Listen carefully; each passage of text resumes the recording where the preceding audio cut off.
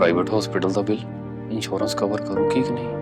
मुख्यमंत्री सहज योजना कार्ड हैगा, फिर कोई टेंशन नहीं, थोड़ा सारा ट्रीटमेंट कैशलेस है। बिना पैसिਆਂ ਦੇ? जी हाँ।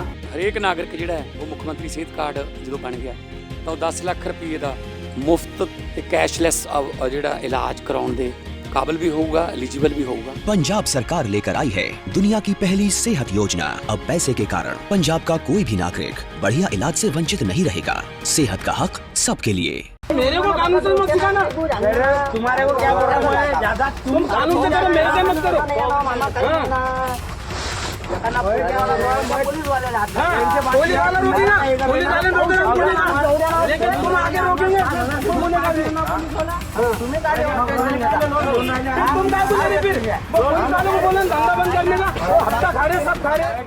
दोस्तों, उत्तराखंड के कोटद्वार में दीपक कुमार वाले केस में, मोहम्मद दीपक वाले केस में जो बाबा ड्रेस हाउस वाला जो मामला था, उसमें जिस तरीके से बजरंग दल के गुंडों को खदेड़ा गया, उनको वहां से भगाया गया, अब ऐसा लग रहा है कि इस देश की जनता जाग रही है।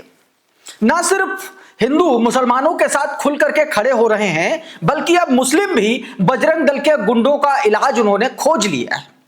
और वो इलाज हिंसा या नफरत के लहजे में नहीं, कानूनी तौर पर बजरंग दल के गुंडों से सिर्फ एक सवाल किया जा रहा है, तुमको जय श्री राम कहलवाना है, तुमको भारत माता की जय बुलवाना है, तुमको किसी का आधार कार्ड चेक करना है, चलो थाने चलो, वहीं चेक करो चल के, यहां कुछ नहीं होगा।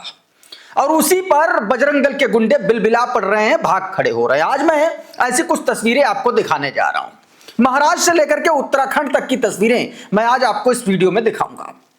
आपको बताऊंगा कि कैसे उत्तराखंड के दीपक कुमार वाले मामले में अब तमाम सारे हिंदू संगठन वो हिंदू संगठन जो कल तक एक तरीके से आप कह लीजिए कि नफरत फैलाते थे, अब जब लगा कि बजरंग दल की कसनी हो गई है, बजरंग दल को कायदे से सबक सिखा दिया गया, तो लग रहा नहीं अब तो ट्रैक पे लौटो। या फिर एक तरीका यह भी हो सकता है कि बजरंग दल को डाउन करने के लिए अपने को अप करो, और यह अच्छा मौका है क्योंकि दीपक कुमार जैसी हिम्मत ये चिंटू इससे पहले नहीं दिखा पाए। आज मैं उस तरीके की तस्वीरें भी आपको दिखलाने की कोशिश करूंगा। इसके अलावा मेरठ में किस तरीके से आप ये कह लीजिए कि बजरंग दल के खिलाफ जबरदस्त बवाल मचा हुआ है, किस तरीके से बजरंग दल के खिलाफ आप ये समझिए कि वहां पर स्थितियां गंभीर हो रही हैं, उस पर भी बातचीत करेंगे। लेकिन सबसे पहले मैं आपको एक तस्वीर दिखाने की कोशिश करता हूं। मामला महाराष्ट्र का है। एक मुस्लिम शख्स जिसका नाम रज़ीक कुरैशी है, उनको जो है बजरंग दल के गुंडों ने रोका और कहा कि आप अपना जो है अपनी तलाशी दो और अपने डॉक्यूमेंट दिखाओ। इस पर ऐसा बजरंग दल के गुंडों को जवाब मिला है कि उनको भागते नहीं बना। जरा ये वीडियो देखिए पहले। मेरे को कानून से मत सिखाना। तुम्हारे को क्या बोल रहा है ज्यादा? तुम कानून से करो, मेरे से मत करो।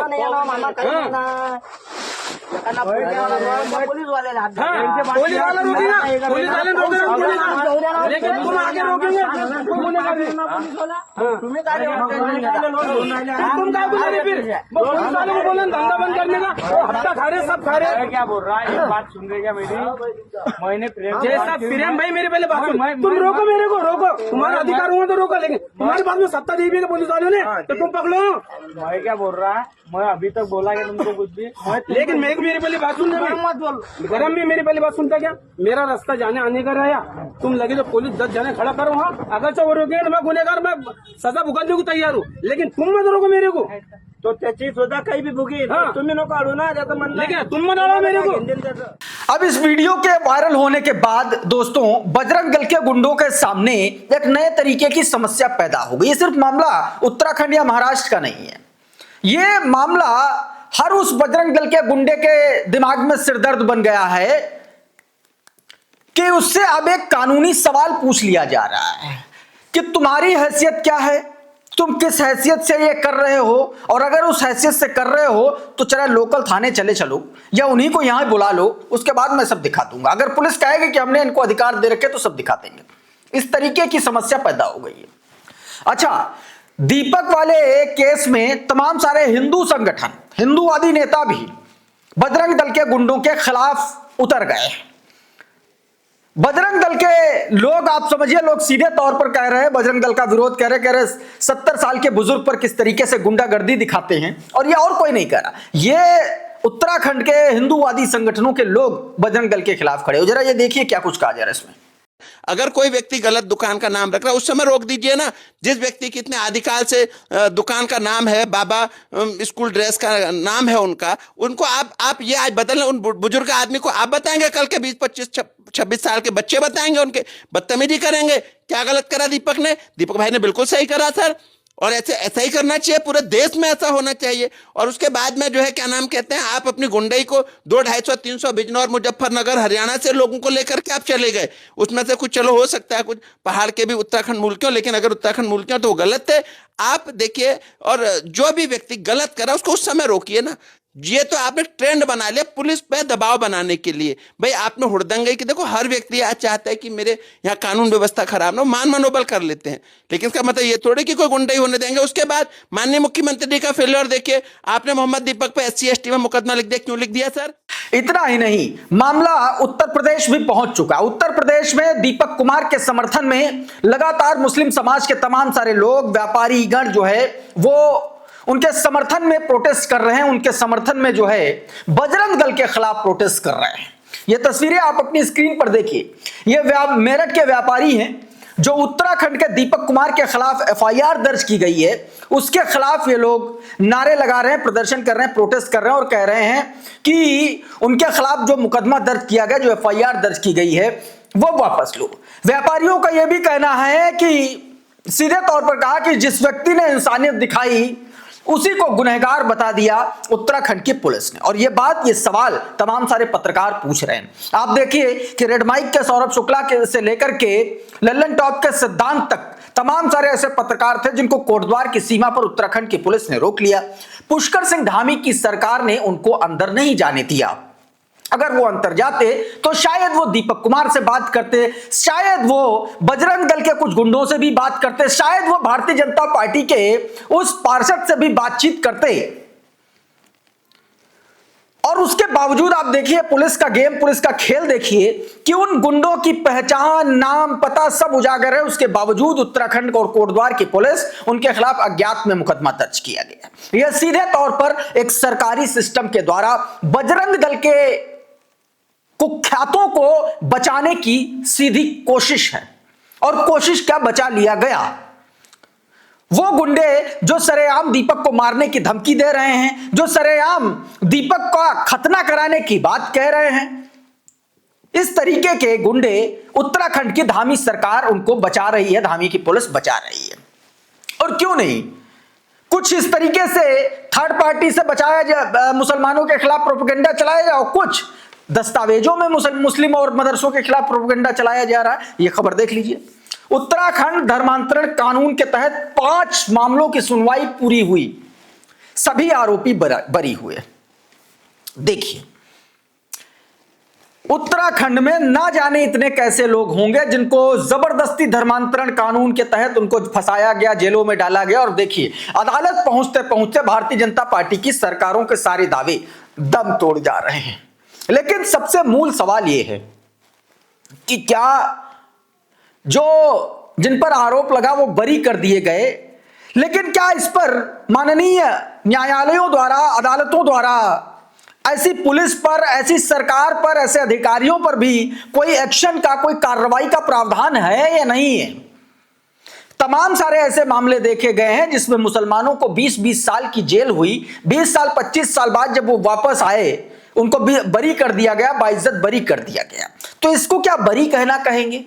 क्या इसको सिर्फ बरी कहना, बरी कर देना ही इंसाफ माना जाएगा, या उन प्रोपेगेंडाधारी लोगों को भी इसमें सजा का प्रावधान होना चाहिए जिन्होंने किसी के जीवन के इतने दिन बर्बाद कर दिए, किसी को जबरदस्ती फंसाया, किसी के इमेज को डिमोलिश किया, किसी की छवि बर्बाद कर दी, किसी पर हमेशा हमेशा के लिए आतंकवादी का ठप्पा लग गया, किसी को सरेआम कोई सड़क चलते जिहादी बता देता है, और जिहादी बताता है तो उसका कहने का सीधा सीधा मतलब आतंकवादी होता है। क्योंकि इन जाहिलों को दरअसल कायदे से देखा जाए तो उसका मतलब भी नहीं पता है। एक और तस्वीर आपको दिखाता हूं। ये देखिए, ये उत्तर प्रदेश की तस्वीर है और ये उत्तर प्रदेश में ये जो शख्स आपको दिख रहे हैं ये हेडमास्टर हैं। अब इन हेडमास्टर को ये आरोप लगाते हुए निलंबित करा दिया गया कि ये स्कूल में जो है बच्चों से जबरदस्ती नमाज पढ़वाते हैं, राष्ट्रगान नहीं करवाते हैं, वंदे मातरम नहीं करवाते हैं। भारतीय जनता पार्टी के एक नेता ने, स्थानीय नेता ने, चिंटू ने यह शिकायत बीएसए से कर दी और बीएसए ने बिना जांच बिना पड़ताल कार्रवाई कर दी। अब उस विद्यालय के 7 शिक्षक जो खुद हिंदू हैं और उस विद्यालय के 200 से ज्यादा बच्चों में से बहुसंख्यक बच्चे हिंदू हैं, वो ये कह रहे हैं कि ऐसा कभी नहीं हुआ स्कूल में कि नमाज पढ़ी गई हो, ऐसा कभी नहीं हुआ कि जनगणमन नहीं कराया गया हो, ऐसा कभी नहीं हुआ कि वंदे मातरम ना कराया गया हो। तो अब सवाल यह है कि ये जो दुर्गेश प्रधान नाम का ये चिंटू है भाजपा का, इसको क्या जेल भेजा जाएगा?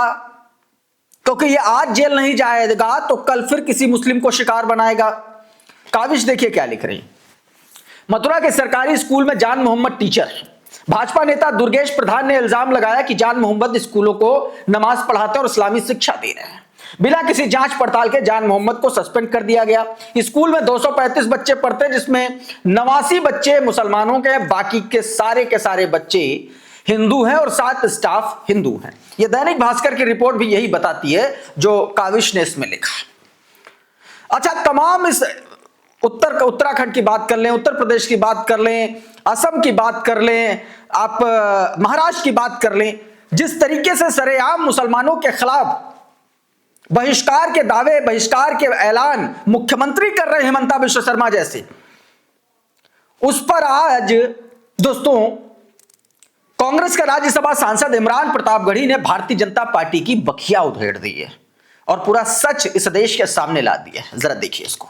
होता है ये नया भारत है जहां असम का चीफ मिनिस्टर खुलेआम संवैधानिक प्रोटोकॉल तोड़कर कहता है कि मुसलमानों को इतना टॉर्चर करो कि वो राज्य छोड़ने पर मजबूर हो जाएं। वो कहता है कि अगर कोई मियां रिक्शा वाला 5 रुपए मांगो तो उसे 4 रुपए दो ताकि वो परेशान हो सके। ये नया भारत है जहां बरेली में खाली घर में नमाज पढ़ने पर पुलिस मुकदमा दर्ज करती है। ये नया भारत है जहां क्रिसमस की तैयारी करते हुए ईसाइयों पर सरकार मुकदमा दर्ज करती है।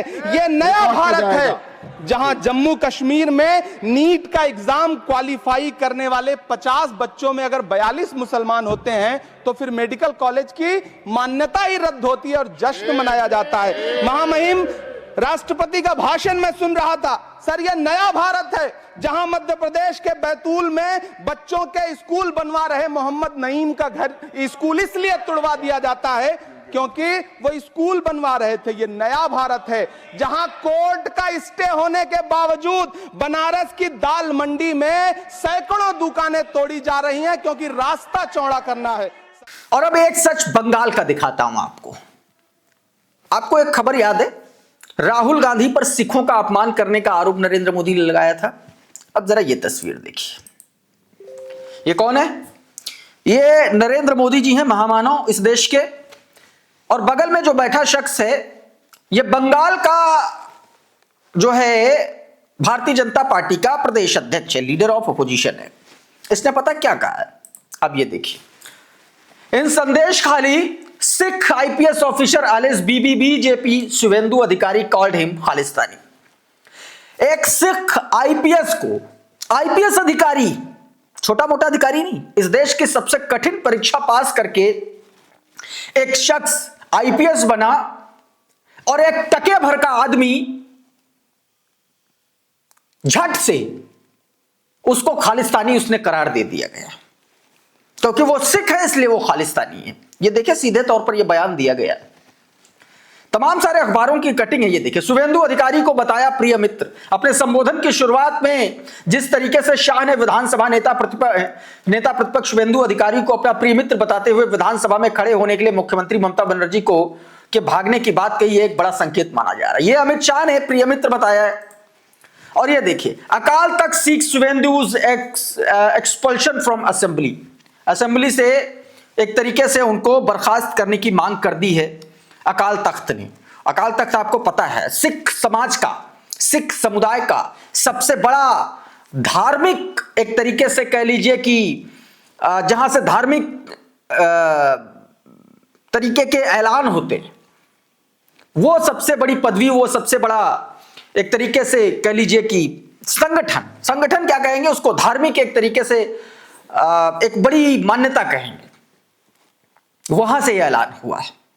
साक्षी जोशी देखिए क्या लिख रहे हैं कि राहुल गांधी पर सिखों का अपमान करने का आरोप लगाने वाली बीजेपी बताएगी कि शुवेंदु अधिकारी के खिलाफ क्या एक्शन होगा, जिन्होंने एक सिख पुलिस अफसर को खालिस्तानी कह दिया। अकाल तख्त ने गुरुद्वारा प्रबंधक कमेटी को चिट्ठी लिख विपक्ष के नेता शुवेंदु अधिकारी को बर्खास्त किए जाने की मांग की है। गृह मंत्री उन्हें अपना अच्छा मित्र बताते हैं। लेकिन इन सब चीजों की से क्या फर्क पड़ता है? नए नए गेम चल रहे हैं। एक गेम और चला सदन में, देखिए भाजपा ने क्या झूठ फैलाया। कल पीएम पर लोकसभा में हमले की तैयारी थी, सूत्र। अब ये सूत्र कौन है? अब ये भाजपा सूत्र बताएगी संसद में क्या करने वाले हैं। तो सबसे बड़ा सवाल ये है, उन्हीं सूत्रों से ये पूछ लेना चाहिए था अमित शाह जो इस देश के गृह मंत्री हैं, वो क्या कर रहे थे?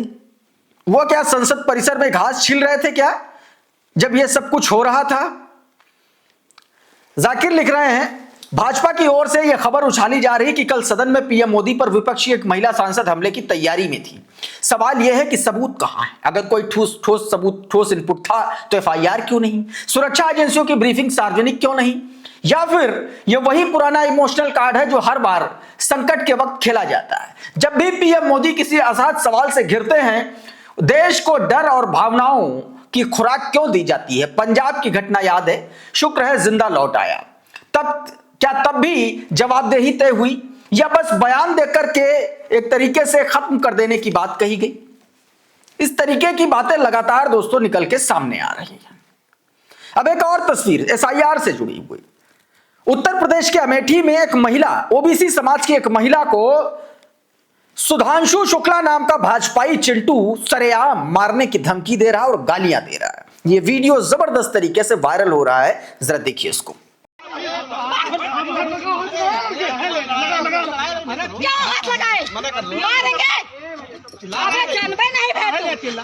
अबे जानबे नहीं, औकात नहीं है कि हाथ लगाए। क्या हाथ लगाए? हमारा दिमाग खराब है। कौन गाली दे रहा था? कौन गाली दे रहा था? किसको गाली? कौन कहा आपको?